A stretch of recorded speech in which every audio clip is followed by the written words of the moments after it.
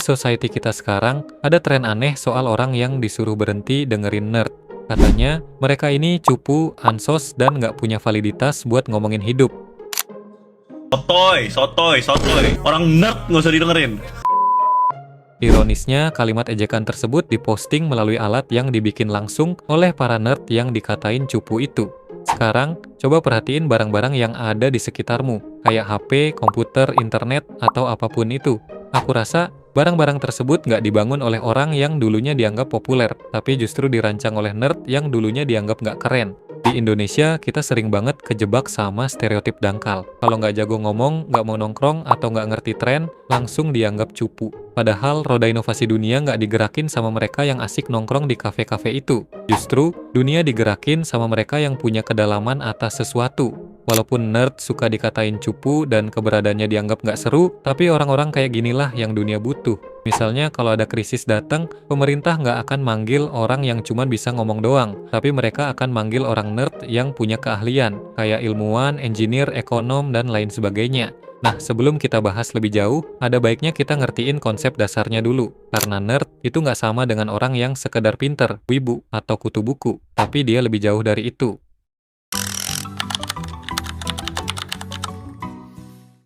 Nerd adalah istilah buat orang yang punya ketertarikan yang sangat dalam terhadap sesuatu. Bisa teknologi, anime, sepak bola, musik, sejarah, fashion, atau bahkan sesuatu yang sangat random.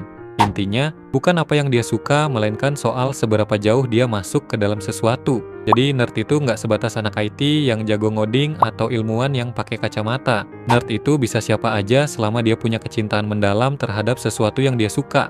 Jadi, kalau kamu ketemu orang yang susah diajak ngobrol, kaku, atau kelewat pemalu, itu bukan nerd, melainkan hanya orang yang punya kekurangan dalam interaksi sosial.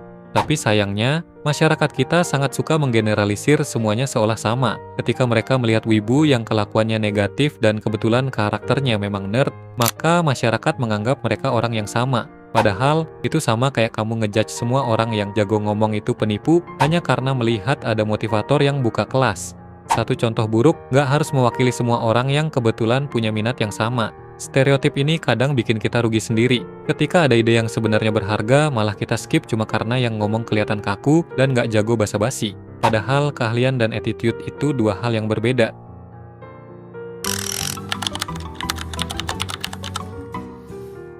Jadi nerd itu nggak gampang. Kamu harus punya ketertarikan mendalam terhadap sesuatu dalam jangka panjang, di saat orang sekitar menganggap itu membosankan. Ini juga yang terjadi padaku. Dari kecil, aku punya ketertarikan dan suka ngulik teknologi. Bagi orang lain pada waktu itu, aku terlihat kayak anak kurang bergaul dan terlalu sering duduk depan komputer. Selama bertahun-tahun, aku terus belajar, mencoba, bereksperimen, dan mengikuti perkembangan teknologi. 11 tahun kemudian, orang yang ngatain aku kurang gaul itu justru minta bantuanku. Dia bilang, kita memang gak akrab, tapi aku gak tahu lagi orang yang ngerti teknologi selain kamu. Semua temanku memang asik, tapi nyatanya asik doang gak membantu. Dari situ aku belajar bahwa orang yang dulunya dianggap membosankan bisa sangat diandalkan kalau dia punya keahlian yang bernilai. Hobi yang dulunya terlihat gak penting, aneh, atau bahkan gak jelas, ternyata bisa di-compound menjadi expertise. Nah, hal yang sama juga terjadi pada hampir semua hal. Coba perhatiin anak yang dulunya suka fotografi, mungkin sekarang udah jadi fotografer. Anak yang dulunya dianggap berbeda karena suka bikin video, mungkin sekarang udah bikin film atau jadi content creator. Anak yang dulunya suka membaca, mungkin sekarang punya kemampuan berpikir di atas rata-rata. Dan kumpulan orang yang dulunya dianggap membosankan ini, sekarang tumbuh menjadi orang yang sangat bisa diandalkan ketika masalah datang. Itulah kenapa dunia modern semakin membutuhkan seorang nerd, bukan karena mereka pasti lebih pintar, tapi karena dunia semakin kompleks dan butuh orang yang punya pemahaman mendalam. Jadi, nilai utama dari seorang nerd bukan karena dia wibu, tapi karena dia benar-benar mendalami sesuatu.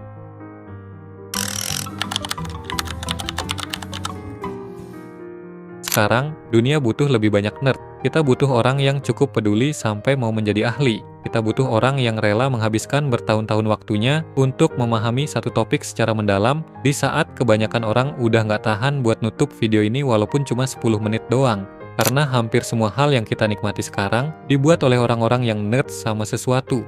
Entah orang yang terlalu penasaran sama komputer, orang yang terobsesi dengan mesin, orang yang terlalu suka bikin cerita, atau orang yang terlalu serius membuat musik, game, atau bahkan film.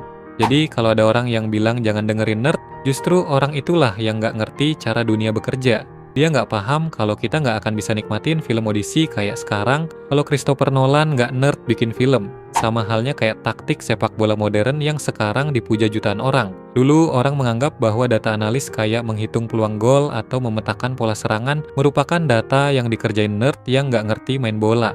Tapi sekarang justru klub yang nggak punya tim data kayak gitulah yang tertinggal.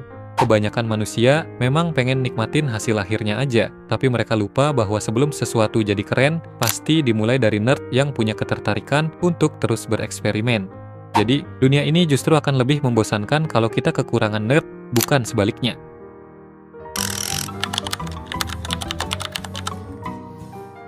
Bisa dibilang, sekarang adalah masa emas bagi orang nerd, karena dengan adanya AI, perkembangan nerd akan melebihi orang normal.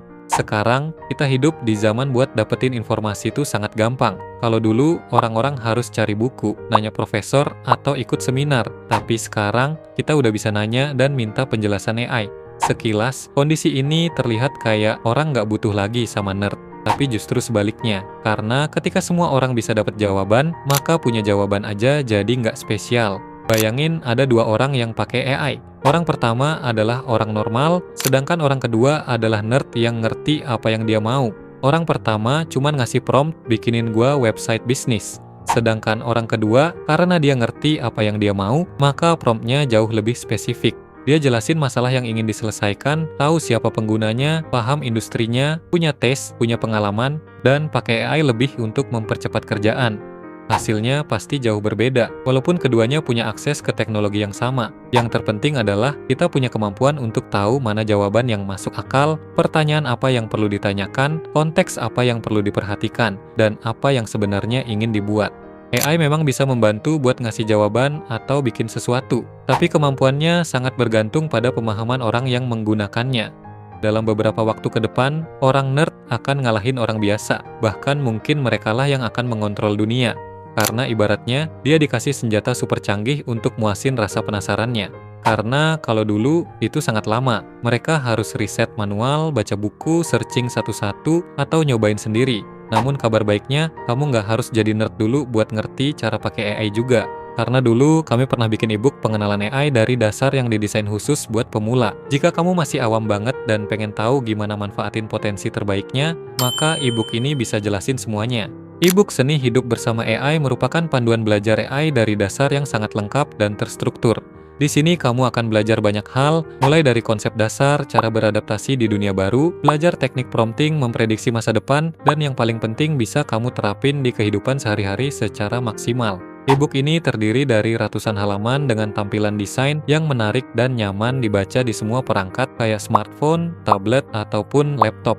Nah, bahaya terbesar di zaman sekarang sebenarnya bukan karena salah memilih AI, melainkan karena menunda. Mungkin sekarang kamu masih mikir bahwa ini bukan untuk dirimu, tapi nanti ketika semua orang sudah beradaptasi dan berlari jauh, maka semakin jauh pula jarak ketertinggalanmu. Selain itu, beberapa literatur dari teori evolusi juga pernah mengingatkan bahwa spesies yang paling kuat untuk bertahan bukanlah spesies yang paling pintar, melainkan spesies yang paling responsif terhadap perubahan. Jadi, mulailah belajar dan bereksperimen hari ini dengan membaca e-book ini.